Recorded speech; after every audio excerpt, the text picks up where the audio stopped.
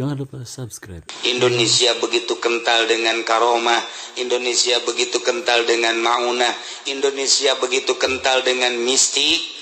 Walaupun mistik eta teh timbul ti karomah, timbul ti maunah atawa ti dukun, mistik mah leuwih umum deui. Ieu hese untuk diruntuhkeun cek urang Yahudi. Bidah-bidahkeun, ulaya muludan, ulaya marhaba, ulaya wirid-wiridan dibidahkeun. Nah, lantaran hese bae melalui Muhammadiyah, melalui Persis, melalui Wahabi, melalui PKS, wari dibuat sedemikian rupa di pemerintahan. Tapos gitu. Nyana zohirna menurutan Kangjeng Nabi berjendot, berjenggot. Kula mah ingat ka dongeng eta berjendot tak bertumis kambing, bertumis tak berjendot, udang. Nah ya, jadi masalah gitu karomah mendak di Indonesia mah tetep pamimpin teh kudu anu berbau mistik. Bung Karno baheula, Bung Karno mah karomah ulah dikira deuleu babaturanana Sabang sampai Merauke kiai-kiai deuleu kelas duniana. Di luar negeri na Bung Karno masya Allah berkaromah jeung boga wiridan khusus nu hese wain wiridan ibadah. Etalah Bung Karno. Antak carita Digul, carita Jakarta, carita dakwah. Bung Karno memuringkak bulu orang. Ketika Bung Karno rek dakwah ka Rangkas Bitung, emang naik mobil henteu, naik kereta api. Bung Karno di Jakarta naik kereta api, kebenaran kapanggih jeung sababaraha santri nu deuk masantren ka Rangkas Bitung. Cak santri teh si jelema gagah amat pahareup-hareup di kereta api. Pahareup-hareup ditanya ku Bung Karno teh, ini mau kemana? Saya mau ke Rangkas. Mau ke rumah siapa? Mau ke rumah Kiai Anu.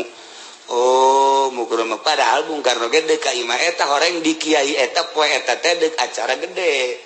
Jadi akur tak tujuanna. Berapa orang? Cek Bung Karno. Saya ada 15 orang mah. Udah nanti saya bapak yang bayarin ya.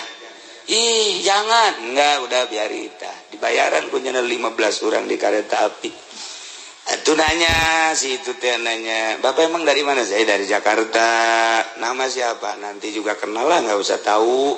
Tawadun teh coba. Lemon kuari, Bapak ini siapa? Nggak kenal loh. Lihat nih, apa nih? Nih. Nih. Waduh, sembarangan doh. Bung Karno, Masya Allah. Muringak bulu kalau malam menulis sejarah Bung Karno. Turunnya di Rangkas babarengan yang santri. Pura-pura mau ke rumah Kiai Anu, rumahnya di mana? Yuk, cak santri bareng sama saya. Ayo, kamu duluan, saya belakangan aja. Sebab saya nggak tahu rumahnya. Terus baru datang ke imah Kiai itu rame. Cak santri pun rame amat. Nanya emang aya acara nungguan Bung Karno? Tak Bung Karno nak, horeng eta. Aduh, cak santri teh, kita tadi bareng jeung Bung Karno horeng anak. Tawadu, yang aku lakar cerita tawadu, masya Allah, pohara amat. Tinggal santri be, aing tadi bae atuh caknya nate. Aduh, ngobrol dia Bung Karno ku tawaduna. Terus ceramahnya na pidato na pinu ku hikmah Al-Qur'an jeung hadis terus bae.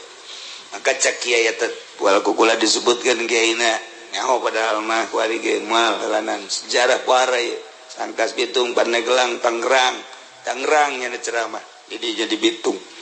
Ceramah nanu di Bitung mah inget beku anfusakum wa ahlikum naro. Andak abah kula sok dongeng Bung Karno bae eta ceramah Bung Karno ku anfusakum wa ahlikum naro wa quduhan nas wal hijar.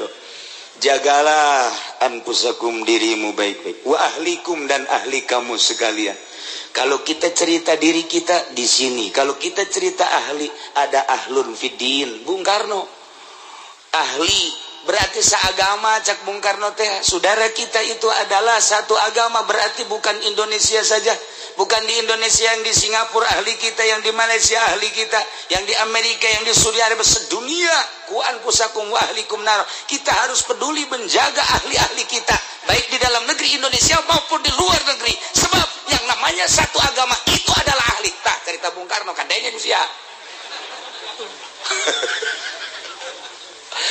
Nah iya tah keur dirangkas Bitung santri tinggal kurucut cai mata beres ceramah Bung Karno balik dek di alam terkeun henteu sakena kareta bae tah jam sabaraha ka Jakarta aya kuari gubernur naik kareta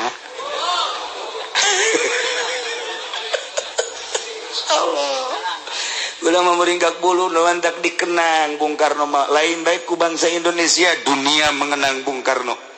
Masya Allah neye kuan kusakum waalaikum naro dirangkas ayat ceramah cerita kenegaraan namun dirangkas bang sebab ndek itu menentukan 45 penaikan bendera walaupun masih ditahan ku Belanda tidak diperbolehkan tapi Bung Karno geus ceramah tanggal 17 bendera Sangsaka Merah Putih harus naik apapun yang terjadi ceramah dirangkas Bitung seperti itu tidak peduli negara manapun yang akan melarang penaikan bendera tanggal sekian tetap harus kita kibarkan di mana saja dan siapapun Indonesia harus mengibarkan bendera pada tanggal 17 Agustus 45 eta ceramah dirangkas tuh bareng si Ajeng Soekarno jeung aing